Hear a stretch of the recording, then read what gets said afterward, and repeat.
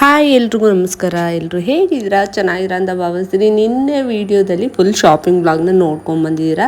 I hope ಈ video ನೋಡಿದ್ದೀರಾ ಅಂತ. ಒಂದು ವೇಳೆ ಆ ವಿಡಿಯೋ ನೋಡಿಲ್ಲ ಅಂತಂದರೆ ಆ ವಿಡಿಯೋನ ನೋಡ್ಕೊಂಬರ್ಬೋದು. ಆ್ಯಂಡ್ ಇವಾಗ ಮೆಹಂದಿ ನಡೀತಾ ಇದೆ. ಮನೆಗೆ ಕರೆಸಿದ್ವಿ ಮೆಹಂದಿನ ಇಟ್ಕೊಳ್ಳೋದಕ್ಕೆ. 3 ಜನಕ್ಕೂ ಈಸಿಯಾಗಿ ಆಗುತ್ತೆ ಅಂತ. ಅಂದರೆ ಫಂಕ್ಷನ್ ಹಿಂದಿನ ದಿನ ಹಾಕ್ಕೊಳ್ಳೋಣ ಅಂತ. ಇನ್ನು ಫಂಕ್ಷನ್ ಟೈಮಲ್ಲಂತೂ ಡೆಫಿನೆಟಾಗಿ ಆಗಲ್ಲ. ಸೊ ಹಾಗಾಗಿ ಫಂಕ್ಷನ್ ಹಿಂದಿನ ದಿನ ನೇಲ್ಸ್ ಮತ್ತು ಮೆಹಂದಿ ಆರ್ಟಿಸ್ಟ್ನ ಕರೆಸಿದ್ವಿ. ಆ್ಯಂಡ್ ಇಲ್ಲಿ ನನ್ನ ತಂಗಿಗೆ ನೇಲ್ಸ್ ಎಕ್ಸ್ಟೆನ್ಷನ್ ಹಾಕ್ತಾ ಇದ್ದಾರೆ, ನನಗೆ ಮೆಹಂದಿ ಹಾಕ್ತಾ ಇದ್ದಾರೆ. ಸೊ ನಾನು ಈ ಸರಿ ಅಂತೂ ತುಂಬ ಚೆನ್ನಾಗಿ ಮಾಡ್ಕೋಬೇಕು ಅಂತ ಅಂದ್ಕೊಂಡಿದ್ದೆ. ಮೆಹಂದಿನೂ ತುಂಬ ಚೆನ್ನಾಗಿ ಹಾಕಿದ್ದಾರೆ, ಅದ್ರ ಜೊತೆಗೆ ನೇಲ್ಸ್ ಮಾಡ್ಕೋಬೇಕು ಕೂಡ ಅಂದ್ಕೊಂಡಿದ್ದೆ. ಸೊ ನನ್ನ ತಂಗಿ ಅಂತೂ ನೇಲ್ಸ್ನ ಕ್ಯಾಟ್ ಐ ಲುಕ್ಕಲ್ಲಿ ಬೇಕು ಅಂತ ಹೇಳಿದ್ರು. ಸೊ ಹಂಗಾಗಿ ಅದೇ ಲುಕ್ಕಲ್ಲಿ ಮಾಡ್ಕೊಂಡಿದ್ದಾಳೆ ಕೂಡ. ಹೌದು, ಅದ್ರ ಜೊತೆಗೆ ಒಂದು ಕಡೆ ಈ ಥರ ಲೈಟಿಂಗ್ಸ್ ಕೂಡ ಬರ್ತಾ ಇದೆ. ಇನ್ನೇನು ನಾಳೆ ಫಂಕ್ಷನ್ ಇದೆ ಆ್ಯಂಡ್ ಡೆಕೋರೇಷನ್ ಟೀಮ್ನವರು ಕೂಡ ಬಂದಿದ್ದಾರೆ. ಅದ್ರ ಜೊತೆಗೆ ನಮ್ಮ ಈ ಕಡೆ ನೇಲ್ಸ್ ಫೈನಲ್ಸ್ ನಾನು ನೇಲ್ಸ್ ಮಾಡ್ಕೋತಾ ಇದ್ದೀನಿ ಇಲ್ಲಿ. ಸೊ ತುಂಬ ಚೆನ್ನಾಗಿ ಬಂದಿತ್ತು ಔಟ್ಲುಕ್ ಅಂತೂ. ಮೆಹಂದಿ ಅಂತೂ ನನಗೆ ಸಖತ್ ಇಷ್ಟ ಆಯಿತು. ಸೊ ಫೈನಲ್ ಆಗಿ ಈ ಥರ ವಾಶ್ ಮಾಡಿದ್ಮೇಲೆ ಈ ಥರ ಇನ್ನೂ ರೆಡ್ ಬರುತ್ತದೆ. ಇನ್ನು 2 ಡೇಸ್ ಆದಮೇಲೆ ತುಂಬ ಚೆನ್ನಾಗಿ ರೆಡ್ ಕಲರ್ ಆಗಿತ್ತು ಕೂಡ. ಹೌದು, ಆ್ಯಂಡ್ ನೇಲ್ಸ್ನು ಕೂಡ ಈ ಥರ ಮಾಡ್ಕೊಂಡಿದ್ದೀನಿ ಸಿಲ್ವರಲ್ಲಿ. ಎಲ್ಲದಕ್ಕೂ ಮ್ಯಾಚ್ ಆಗುತ್ತೆ, ಎಲ್ಲ ಡ್ರೆಸ್ಸಿಗೂ ಮ್ಯಾಚ್ ಆಗುತ್ತೆ, ಈವನ್ ವೆಸ್ಟರ್ನ್ಗೂ ಮ್ಯಾಚ್ ಆಗುತ್ತೆ, ಇಂಡಿಯನ್ಗೂ ಮ್ಯಾಚ್ ಆಗುತ್ತೆ ಅಂದ್ಕೊಂಡು ಈ ಥರ ಸಿಲ್ವರ್ ಲುಕ್ಕಲ್ಲಿ ನಾನು ನೇಲ್ ಎಕ್ಸ್ಟೆನ್ಷನ್ನ ಪ್ಲಸ್ ನಿಮಗೆ ಜೆಲ್ ಪಾಲಿಷ್ನ ಹಾಕ್ಕೊಂಡಿದ್ದೀನಿ. ಆ್ಯಂಡ್ ಇನ್ನೊಂದು ಕಡೆ ನಮಗೆ ಮೆಹಂದಿ ನೈಟ್ ಅನ್ನೋದಕ್ಕಿಂತ ಸಂಗೀತ್ ನೈಟ್ ಅಂದ್ಕೊಂಡ್ರೆ ಕರೆಕ್ಟ್ ಆಗುತ್ತೆ. ಯಾಕೆಂತಂದರೆ ಹೋಸ್ಟ್ ಬರ್ತಾ ಇದ್ದಾರೆ, ತುಂಬ ಚೆನ್ನಾಗಿ ಆಗಬೇಕು ಅಂತ ಅಂದ್ಕೊಂಡು ಈ ಸರಿ ಅಂತೂ ತುಂಬ ಗ್ರ್ಯಾಂಡಾಗಿ ಮಾಡ್ತಾ ಇದ್ದೀವಿ. ಆ್ಯಂಡ್ ಈ ಥರ ವೈಟ್ ಥೀಮಲ್ಲೇ, ಎಸ್ಪೆಷಲಿ ನನ್ನ ತಂಗಿಗೆ ವೈಟ್ ಥೀಮಲ್ಲೇ ಬೇಕಾಗಿದ್ದು. ಸೊ ಹಂಗಾಗಿ ಸಂಜೆ ಆಗ್ತಾ ಬಂತಾಯಿತ್ತು, ಇನ್ನೂ ತುಂಬ ಚೆನ್ನಾಗಿ ಲುಕ್ ಬರ್ತಾಯಿತ್ತು.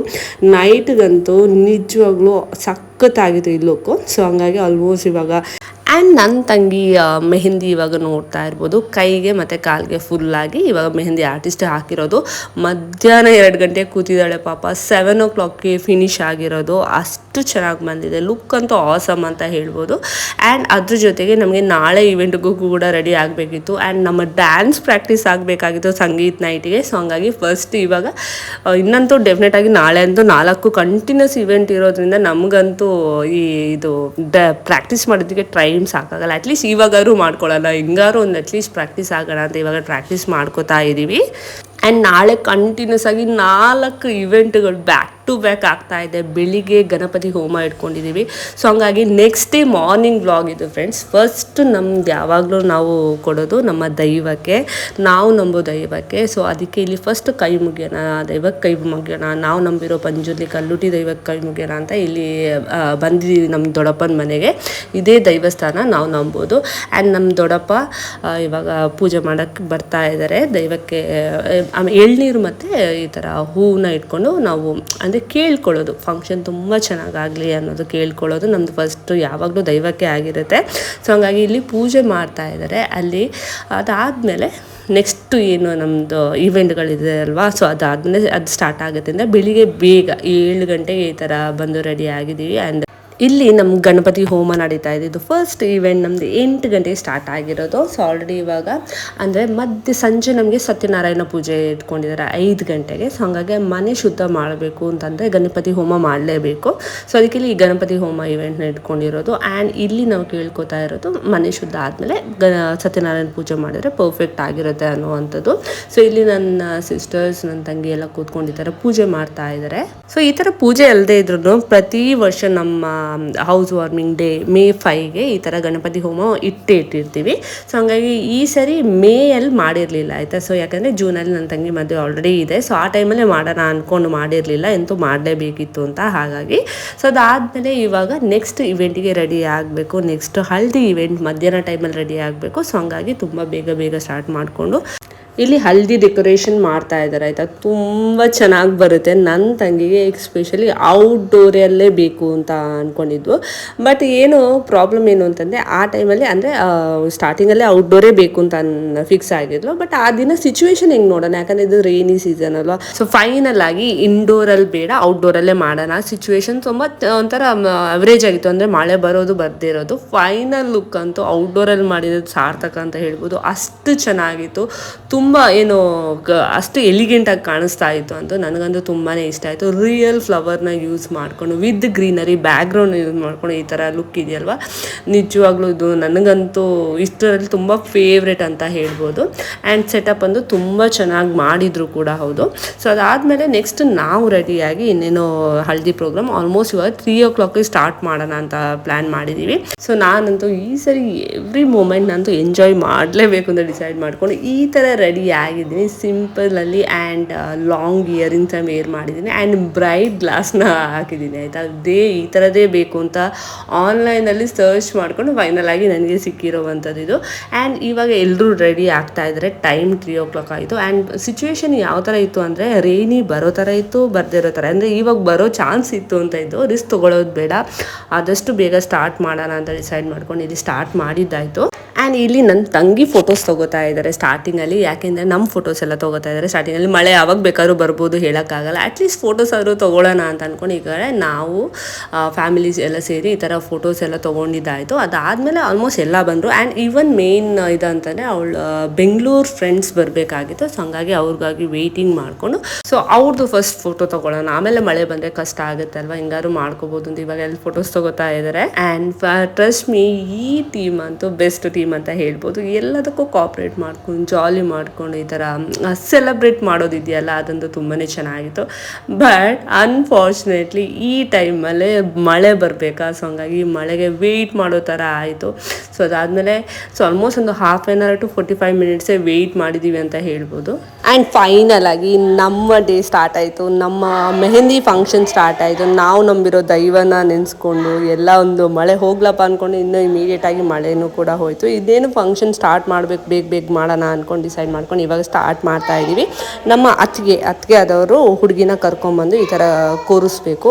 ನಮ್ಮ ಕಡೆ ಸಂಪ್ರದಾಯ ಈ ಥರ ಆಯಿತಾ. ಸೊ ನೆಕ್ಸ್ಟ್ ನಮ್ಮ ಅಮ್ಮ ಬರ್ತಾರೆ. ಸೊ ಅಮ್ಮ ಫಸ್ಟ್ ಈ ಥರ ಅರಿಶಿನ ಹಚ್ಚಬೇಕು ಅನ್ನೋ ಶಾಸ್ತ್ರ ಇದೆ. ಸೊ ಫಸ್ಟ್ ನಮ್ಮ ಅಮ್ಮ ಹಚ್ಚಿದ್ರು. ಅದಾದಮೇಲೆ ಉಳಿದಿರೋದೆಲ್ಲ 1 by 1 ಆಗಿ ಹಚ್ಚೋದಕ್ಕೆ ಸ್ಟಾರ್ಟ್ ಮಾಡ್ತಾರೆ. ಆ್ಯಂಡ್ ಈ ಟೈಮಲ್ಲಿ ಈ ಯಾವ ಥರ ಸಂಪ್ರದಾಯ ಯಾವ ಥರ ಅಂತಂದರೆ ಈ ಕಡೆ ಸಂಪ್ರದಾಯಕ್ಕೂ ಏನೂ ಪ್ರಾಬ್ಲಮ್ ಆಗಬಾರ್ದು. ಆ್ಯಂಡ್ ಅದ್ರ ಜೊತೆಗೆ ನಾವು ಅಂದ್ಕೊಂಡಿರೋ ಥರನೂ ಆಗಿರಬೇಕು. ಸೊ ಆ ಥರ ಇದು ಮಾಡಿಕೊಂಡು ಇವಾಗ ಫೋಟೋಶೂಟ್ ಮಾಡ್ತಾ ಇರೋವಂಥದ್ದು. ಆ್ಯಂಡ್ ಫೈನಲಿ ನಮ್ಮ ಫ್ಯಾಮಿಲಿ ಅಂತೂ ಇವಾಗ ತುಂಬ ಸಪೋರ್ಟಿವ್ ಆಗಿದ್ದಾರೆ. ನಮ್ಗೆ ಯಾವ ಥರ ಬೇಕು, ಯಾವ ಥರ ಫೋಟೋಸ್ ಬೇಕು, ಅದಕ್ಕೆಲ್ಲ ಕೋಆಪ್ರೇಟ್ ಮಾಡ್ತಾರೆ. ಎಸ್ಪೆಷಲಿ ನಮ್ಮ ದೊಡ್ಡಪ್ಪ ಅಂತೂ.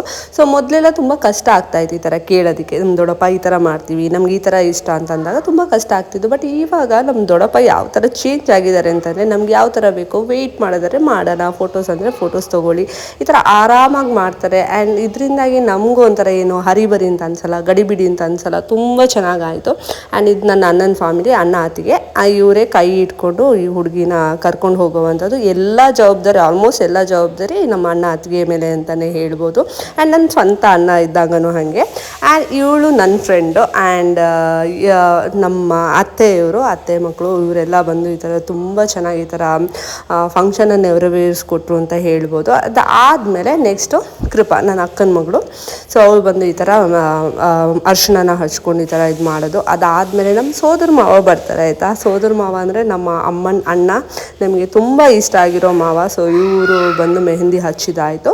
ಸೊ ನೆಕ್ಸ್ಟ್ ನಾನು ಬರ್ತೀನಿ. ನನ್ನಿಬ್ಬರಲ್ಲಿ ನಮ್ಮ ಸೋನು ಅಂತೂ ಬೇಡ ನಾನು ಬರಲ್ಲ ಅಂತಿದ್ರೆ. ಬಟ್ ನಮ್ಮ ಬಬ್ಲುಗೆ ಸಖತ್ ಇಷ್ಟ ಈ ಥರ ಹಚ್ಚೋದು. ಈ ಥರ ಹಚ್ಚಬೇಕು, ವೈಟ್ ಹಾಕ್ತೀರಾ, ಚಿಕ್ಕಿ ವೈಟ್ ಹಾಕ್ತಾರೆ, ಹಂಗಾರೆ ಹಚ್ತೀನಿ ಅಂತೆಲ್ಲ ಹೇಳ್ಕೊಂಡು ಫುಲ್ಲು ಹಚ್ಚಿ ಫೋಟೋ ತೊಗೊಂಡಿದ್ದಾಯಿತು. ಫೈನಲಾಗಿ ಅದು ತುಂಬ ಚೆನ್ನಾಗಿ ಮಾಡ್ದೆ ಅಂತ ಹೇಳ್ಬೋದು ನಮ್ಮ ಬಬ್ಲು.